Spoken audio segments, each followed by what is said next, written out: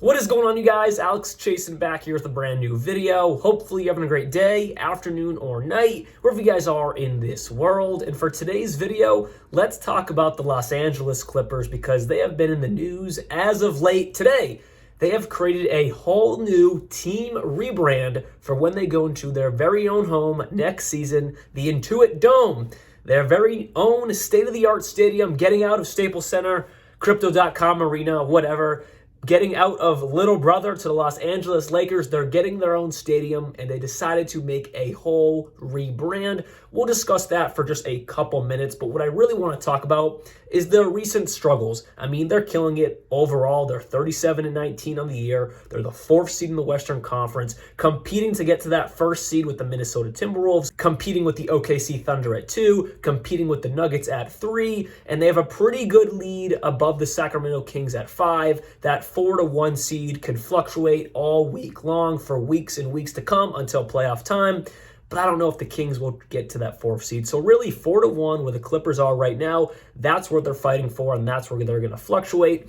But I have noticed a few struggles post All-Star break. So when I first saw the article this morning by ESPN, I was like, is this going to be like a off logo, like not their normal logo? They're just going to have a different one for certain games. No, a total rebrand, getting rid of everything we know about the Clippers. Let's look at the new logo, and it's a ship with a C. And if you told me today, or if you told me last week, I should say, a Clipper is a boat, I would have been like, I didn't know that. And that's what I learned today. A Los Angeles Clipper is a boat. If you look up a Clipper, it's just a pirate ship. At the end, it's really just a pirate ship. But I saw the boat on the new logo, and I was like, what's that for?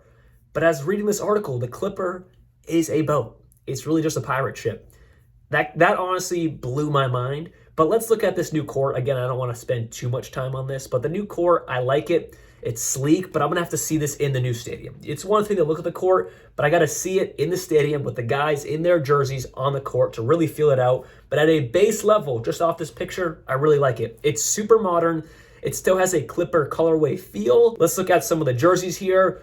They're very, very simple. So to some people, they'd be like, well, these are just too simple. But for me, I'm a simple, simplistic type of guy. And I like these. This white one on James Harden, I like it. The logo looks clean on the shorts there. The Clippers across the chest gives me some like older Chris Paul, Blake Griffin, Lob City vibes with that type of lettering. I like that.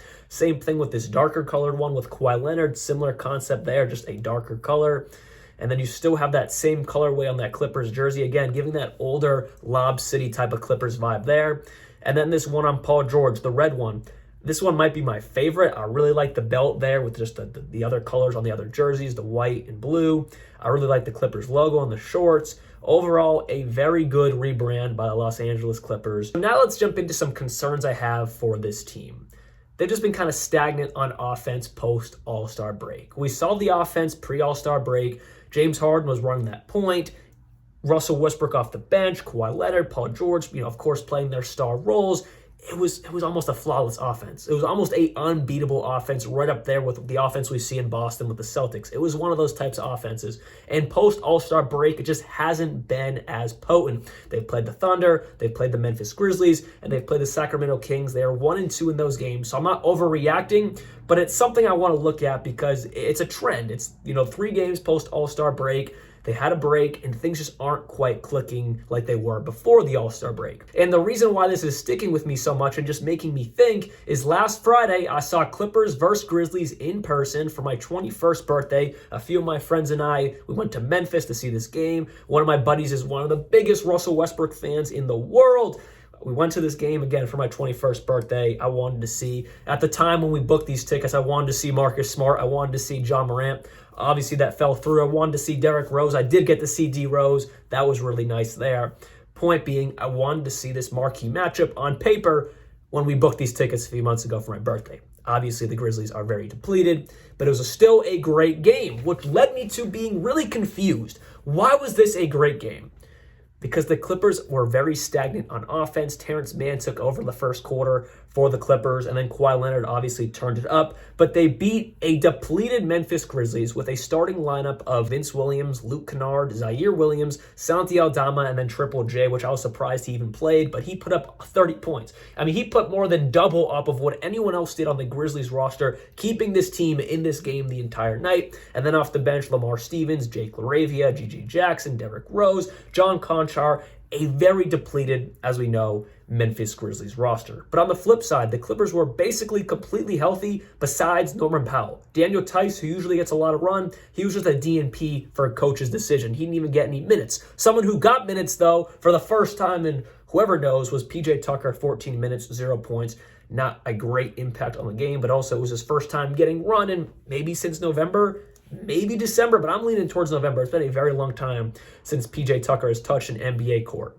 But what I noticed was their offense was because it wasn't always this way, but lately it's been extremely stagnant. They averaged the 20th most assists in the league, so no, they're not some premier passing team in the NBA, but I just noticed it's been a lot worse, and the shots haven't been falling as consistently as they were. It's been a lot of forced shots by Paul George, a lot of forced shots by Kawhi Leonard. Granted, he makes a lot of them, but Paul George, on the contrary, has been really, really bad. Even before the All-Star break, it just hasn't been the same Paul George making pull-up shots or people in his space making those types of shots. His shot selection has been a normal Paul George shot selection, but he's just not hitting it at that same level, but he's still taking those shots and not really realizing, I'm not making them right now, I'm in a slump, let me kick it out to someone else. He just hasn't realized that, and it's created a lot of problems for the Los Angeles Clippers. On top of that, the James Harden and Zubac pick and roll has just not been there like it was pre-All-Star break. That was one of the most dominant things in the league. I look forward to watching Clippers game for James Harden and Zubac pick and rolls, but it hasn't really been there. Russell Westbrook, of course, is still playing his role, putting good minutes, being an efficient overall player, helping the team any way he can. But also, as we know, he doesn't have the best shot in the league as well. That's always been the case, but he impacts the game in so many ways that it doesn't really matter. I kind of give him a pass there, but everyone else doesn't really have an excuse. Everyone else on the team can shoot at a high clip, can take smart shots, and they just haven't been doing that. And I really, really noticed that one in the Grizzlies game because I was in attendance for it. Their overall effort on defense, too, was just embarrassing. Yes, 95 points is not a lot, but still, you're only putting up 101, and you're leaving it a close game. Costly fouls. It just was not a good night, a good look for the Los Angeles Clippers against the Memphis Grizzlies. It was probably one of their worst wins of the season because they should have won by 30, really depleted Memphis Grizzlies team, but they left them with a lot of hope, actually having the lead for a good amount of the game, that being the Grizzlies. It just wasn't a good win for the Los Angeles Clippers, and I'm assuming most Clippers fans think the same way. It was just not a good win at all. Also, post-All-Star break, for a team that averages the 10th most points per game in the league at around 118 points per night, they've only averaged around 105 per night, which leads again to what I've been saying. The offense just isn't the same as it was pre-All-Star break. Their first game after the All-Star break, they gave up 129 points to the Oklahoma City Thunder for a very good defense. They gave up a lot of points, granted, to a good offense, but that they weren't doing that before. They weren't doing it as much as they've been doing it as of late. Again, a super small sample size. I'm not trying to overreact in any way, shape, or form. I just think it's really interesting and something that we have to keep our eyes on, because if this happens for weeks or weeks to come, playoffs are going to be here in a second. So if this becomes more of a trend, it's just kind of concerning to see for a Clippers team with bigger aspirations than just getting out of the first or second round. This is a championship competitive team here.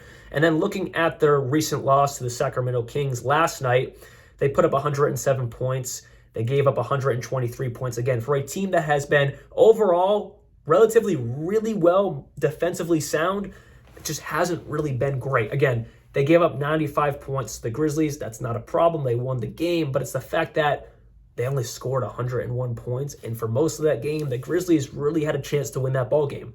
It wasn't until the last couple minutes where the Clippers really kind of sold it, kind of sealed the deal, I should say, and won that ball game there. When you're continually taking shots that right now you're not hitting because defenses are figuring out your scheme, whatever it may be, you got to figure out other ways to win ball games. And again, they've beat a really, really, really depleted Grizzlies team. They should have beat them by 30. They barely scratched out and won by 6. They beat a depleted Grizzlies team. But the other 2 games post All-Star break, playing good teams, one of them being great in the Oklahoma City Thunder and the other one being pretty darn good themselves there, not as good as last year, but that being the Sacramento Kings, and they're playing really questionable basketball. Another concern I really noticed that really killed them against the Memphis Grizzlies was second chance opportunities. That is the only way the Memphis Grizzlies were in that ball game, was because second chance opportunities.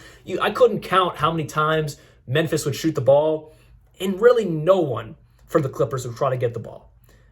The Memphis Grizzlies would just out-hustle them, and they'd kick it out for a 3. They'd make it. You'd have G.G. Jackson making a random 3, John Conchar making a random 3. Jaren Jackson Jr. has the worst shot selection for it. Not a great shooter, but he'd get his own shot, he'd get the rebound, put it back up, whatever it may be. Second chance opportunities were killing them in that Grizzlies game, and they're one of the worst teams in the league. So hopefully you guys did enjoy this video, and what do you think is going on with the Los Angeles Clippers? Is it just a post-All-Star break little, bloop in the system? Is it going to be something that continues to prolong with the Clippers? Whatever it may be, let me know down in the comments below. I'll see you guys very soon, and the second half of the season is here. It's going to be fun. See you guys soon, and like always, peace out.